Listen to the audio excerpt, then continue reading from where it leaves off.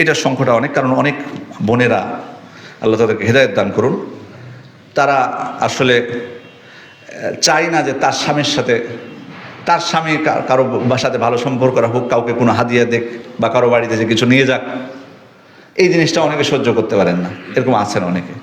ওই জন্য স্বামীকে উৎসাহ দেওয়া তো দূরের কথা, যে তোমার খালার বাড়ি যাও বা তোমার মামার বাড়ি যাও বা তোমার বাবাকে দেখে আসো বা তোমার চাচাকে দেখে আসো, এটা তো দূরের কথা। বরং স্বামী যদি আগ্রহী হয়, উনি সেখানে বাধা সৃষ্টি করেন। এরকম আছেন অনেকের ক্ষেত্রে। তো এটা কিন্তু খুব খারাপ বিষয়। আর অনেক ভাইয়েরাও আছেন, মানে জীবন চলার পথের কিভাবে কি করবেন সব দায়িত্ব তার স্ত্রীকে দিয়ে দেন।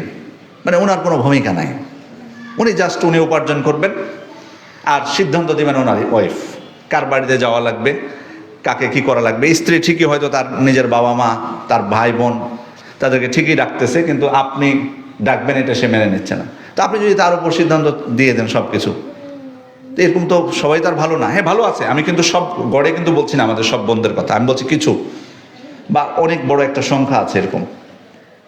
তো সেক্ষেত্রে আপনি তাকেই দিয়ে দিলেন সিদ্ধান্ত যে কার বাড়িতে আপনি যাবেন বা কার সাথে সম্পর্ক রাখবেন, কার সাথে রাখতে হবে না।